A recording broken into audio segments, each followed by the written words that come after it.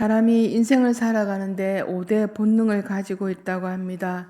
살려는 본능, 이성의 본능, 그리고 소유와 승부, 명예의 본능을 누구나 지니고 있다고 합니다. 그래서 이 본능을 성취하기 위해서 인간은 노력하고 끊임없이 무언가를 이루고자 애쓰고 있을 것입니다. 때로는 자기 스스로가 일어나는 본능을 자제하지 못해서 사람이 걸어가야 할 길을 벗어나는 일들도 우리 주변에는 많이 있습니다. 온 힘을 다해 인생의 승부를 걸어보지만 우리가 사는 인생이 그리 만만치 않다는 것은 우리가 살아보는 삶의 시간을 통하여서 다 경험하고 계십니다.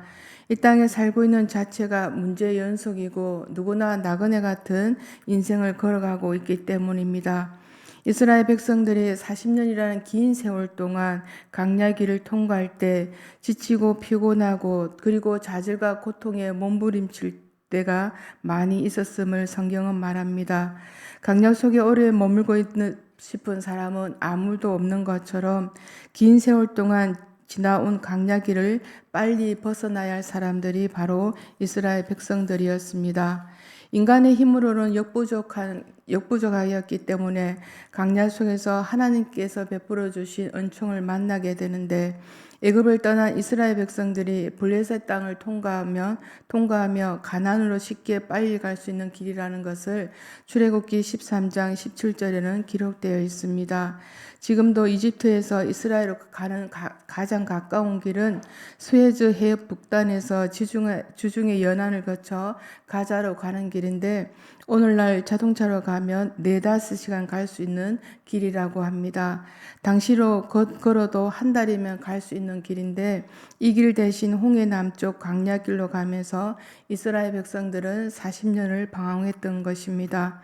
우리의 사고 방식으로는 도저히 이해 안 되는 방법으로 하나님께서는 이스라엘을 인도하신 것입니다. 우리가 함께 읽은 10절 본문 말씀에 이스라엘 백성들에게 애국 군대가 자신들을 추격하는 그 모습을 보고 심히 두려워하여 여호와께 부르짖었다고 말씀합니다. 어찌 보면 이스라엘 백성들이 두려워했던 것은 당연한 것입니다. 이스라엘 자손들은 하나님의 지시에 따라 모세의 인도를 따라 행진하고 있다가 뜻밖의 그 뒤를 추격하는 애국 군대를 보고 놀랄 수밖에 없었습니다. 그러한 표현을 이스라엘 자손들이 눈을 본즉이라고 표현하고 있습니다. 애굽 사람들이 자기들 뒤에 따라오는 것을 보고 심히 두려워했다고 성경은 말합니다. 그리고 눈으로 확인될 만큼 애굽 군대가 가까이 와 있는 거리입니다. 그들은 수많은 어린이와 그리고 노인과 가축을 데리고 함께 있었기 때문에 쉽게 도망칠 수 없는 상황 앞에서 또 두려워하는 것은 어쩌면 당연할 수 있습니다. 신앙적인 관점에서 볼 때 이스라엘 백성들이 애국 군대 앞에서 두려워하는 것은 잘못된 처사였던 것은 비록 애국 군대가 물밑도 밀려오고 있다 할지라도 담대함을 잊지 말아야 했던 것은 하나님께서 함께하고 계셨기 때문입니다. 이스라엘 백성들은 애굽에 내린 10가지 재앙을 목격했고 그 재앙으로 인해서 애굽의 모든 땅이 황폐할 때 심지어는 애굽의 모든 장자들이 죽임을 당할 때 그들은 털끝 하나 상하지 않았던 놀라운 기적을 체험했던 이스라엘 백성들입니다. 그들은 불기둥과 구름 기둥으로 인도를 받으며 애굽 땅에서 나왔고 또 지금도 그 구름 기둥 앞에 서 있습니다. 이런 그들이 바로의 군대를 두려워하는 것은 과연 옳다고 할 수 있을까입니다. 다행히 이스라엘은 두려움이 밀려오자 여호와께 부르짖었다고 말합니다. 부르짖다는 말은 크게 소리 지르다라는 뜻을 가진 동사로서 재앙을 당하였을 때나 도움을 청할 때 사용된 강력한 호소와 절구가 담겨있는 의미 있는 단어입니다. 그러나 큰 소리로 외치는 것이 하나님에 대하여 사용할 때 그 울부짖는 사람들이 반드시 믿음을 가지고 하나님 앞에 행동한 것이라고 볼 수는 없습니다.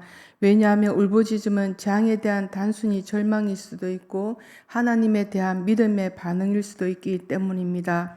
지금 이스라엘 자손들의 울부짖음은 전자에 해당하는 것으로 그들이 당한 두려움에 대한 반응이었지 하나님께 대한 반응이 아니었기 때문입니다. 그러한 사실들은 본문 이후에 나오는 말씀에서 이스라엘 자손들이 계속해서 모세를 원망하고 있는 데서 잘 드러나기 때문입니다.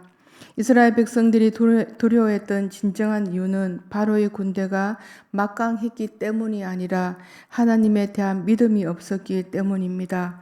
하나님을 온전히 믿지 않았기 때문에 하나님께서 그들을 구원하실 것을 기대하지 않고 또 구원에 대한 기대가 없었기 때문에 그들은 두려워할 수밖에 없었던 것입니다. 예수님께서도 큰 폭풍 속에서 두려워하는 제자들 향해서 믿음이 없음을 책망하셨고 무리를 걷기를 청하여 허락을 받은 베드로 역시 물에 빠져갔을 때 믿음이 없음을 또 왜 의심하느냐고 책망하셨습니다. 우리에게 믿음이 없을 때 다가오는 현실 앞에 대한 두려움은 있을 수밖에 없습니다. 사람은 날마다 먹는 문제, 사는 문제, 이런저런 문제로 걱정과 근심이 찾아옵니다. 우리가 살아가는 동안 홍해 같은 한계의 상에 직면하는 사람 아마 없지 않는 사람 아마 없을 것입니다. 한계의 상 앞에 드러나는 것이 우리의 믿음이 아닌가 합니다. 믿음이란 크고 작고 또 많고 적음에 달려있는 것이 아니라 직면하는 문제 앞에 우리가 어떻게 반응하는가에 따라 믿음의 방향이 달라지는 것 같습니다.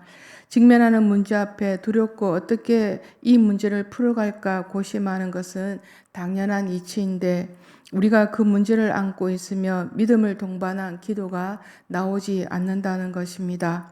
우리가 진정한 마음으로 하나님께 부르짖을 때 설사 우리의 믿음이 연약하다 할지라도 하나님께서 우리의 마음이 닿지 않는다고 해도 하나님께서 우리의 소리 그 기도를 들으시고 홍해의 기적을 통하여 구원하신 것처럼 우리를 삶의 탄식 속에서 우리를 건져 주신다는 것입니다. 홍해를 가르고 불기둥과 구름기둥으로 이스라엘 백성 인도하신 하나님이 계심에도 또 다가오는 두려움이 어찌할 수 없는 연약한 이스라엘 백성들이었습니다. 지금 내 눈앞에 놓인 문제들을 해결하지 않는다고 주저앉아 있을 것이 아니라 우리는 지난 시간 속에서 하나님께서 어떻게 나의 삶을 인도하셨는지를 곰곰이 되짚어 보면 지금 당장 나의 문제가 해결되지 않는다고 해도 우리의 믿음은 흔들리지 않을 것이라 봅니다. 뜻하지 않는 한계의 상을 만났을 때 우리는 믿지 않는 사람들과 같이 원망해서는 안 된다는 것입니다. 그러한 일들을 통하여 오히려 나의 믿음의 단계가 또 믿음의 마음의 바탕이 무엇으로 채워져 있는지 우리는 드러나게 됩니다. 우리가 할 일은 오히려 하나님 앞에 잠잠해지는 것입니다. 모세는 홍해와 애굽 군대 사이에 이러지도 저러지도 못하는 진퇴양난 상을 자신들을 향해 원망하고 있는 이스라엘 백성들을 향해 말하고 있습니다. 우리의 본문 13절과 14절 말씀을 다시 한번 같이 읽어보겠습니다. 시작. 모세는 백성에게 이르되 너희는 두려워하지 말고 가만히 서서 여호와께서 오늘 너희를 위하여 행하시는 구원을 보라. 너희가 오늘 본 애굽 사람들을 영원히 다시 보지 아니하리라. 여호와께서 너희를 위하여 싸우시리니 너희는 가만히 있을지니라. 아멘. 이스라엘 백성들이 할 수 있는 것은 아무것도 없었습니다. 이스라엘 백성들이 애굽 군대와 싸우는 것은 오히려 계란으로 바위를 치는 것 같이 무모한 짓일 뿐이었습니다. 이러한 상황에서 이스라엘 백성들이 할 일이라고는 오직 하나님 앞에 가만히 있는 것이었습니다. 그들이 가만히 서서 오직 하나님의 구원하심을 바라보고 기다려야만 했습니다. 오늘날 우리에게도 때로는 그저 가만히 있는 것이 우리의 할 일의 전부인 경우가 있습니다. 우리의 힘과 능력으로 아무것도 할 수 없는 상황에서 무엇을 하려는 그 자체가 어리석은 일이 됩니다. 물론 가만히 있으라고 한다고 해서 아무것도 하지 말라는 것은 결코 아닙니다. 그 말에는 묵묵히 참고 기다리며 하나님의 구원의 손길을 바라보는 의미가 내포되어 있습니다.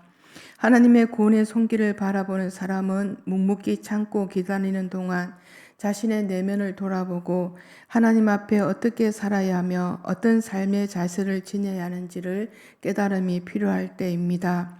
시편 33편 20절에는 우리의 영혼이 여호와를 바라며 그는 우리의 도움과 방패시리로라고 우리에게 말씀해 주고 있습니다. 이스라엘 백성들은 자신의 힘과 능력으로 도저히 감당할 수 없는 대적들 앞에서 두려움에 떨며 어찌할 바를 알지 못하고 있었습니다. 이들의 대적들 앞에 했던 일이란 고작 모세를 원망하고 질타하는 일일 뿐이었습니다. 사실 그들이 가진 순수한 전투력만 본다고 해도 그들은 정말로 절망적인 상에 놓여 있었습니다. 그러나 모세는 이런 그들에게 가만히 있으라고 말합니다. 왜냐하면 하나님께서 그들을 위하여 대신 싸워 주실 것이기 때문입니다. 성도는 자기의 능력과 힘을 발휘해서 싸우는 사람들이 결코 아닙니다. 만일 그렇게 싸운다면 반드시 패할 수밖에 없습니다. 성도는 오직 하나님의 점신 갑줄로 무장하고 하나님이 주시는 능력으로 우리는 이기고 싸워야 합니다. 그럴 때 하나님께서 우리의 삶을 인도하시고 또 그 모든 문제 가운데 우리를 건져 주십니다. 자신의 능력으로 힘으로 이기게 되면 우리는 반드시 교만하게 되고 하나님은 가려지고 나라는 사람이 반드시 드러나게 됩니다. 자신의 능력 한계 때문에 자포자기하거나 절망해서도 결코 안 됩니다. 문제를 만나면 우리는 하나님을 바라보아야 된다는 사실은 누구나 잘 알고 있습니다. 그러나 막상 큰일을 만나게 되면 우리는 환경을 보고 현실 문제를 더 크게 느끼게 되기 때문입니다.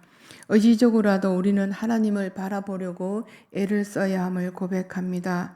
문제 앞에 전전긍긍하는 것은 하나님을 바라보지 않고 하나님에 대한 믿음을 가지지 못하는 나의 현실을 보여주는 것입니다. 현실에 놓인 문제들은 우리는 자꾸 나의 방법, 나의 의지대로 이끌어 가려고 합니다. 이미 문제 앞에 무너진 우리 자신이 더 이상 할 수 있는 것은 아무것도 없습니다. 자꾸 스스로가 해결하려고 하면 더 복잡하게 얽히고 설키고 관계는 멀어지고 내 안에 있는 은혜마저 다 사라집니다. 그럴 때 우리는 나의 감정을 내려놓고 내가 무엇을 해결하려고 하는 단전 짓는 마음까지 다 내려놓는 것입니다. 우리의 삶이 하나님 안에서 하나님 앞에서 흘러가기에 하나님께서 우리의 삶을 인도해 주실 것을 고백합니다. 우리가 할 수 있는 것은 하나님 앞에서 나의 존재를 알고 또 내 삶의 인도자 되시는 하나님을 기억하고 마음에 둘 때 하나님께서는 우리의 삶을 선하게 인도해 주실 것을 고백합니다. 우리의 삶을 지켜보게 계신 하나님께서도 이 한날의 삶을 하나님 앞에 의탁하고 또 주어진 삶을 잘 살아내는 저와 여러분이 되시기를 간절히 축원드립니다. 기도드리겠습니다.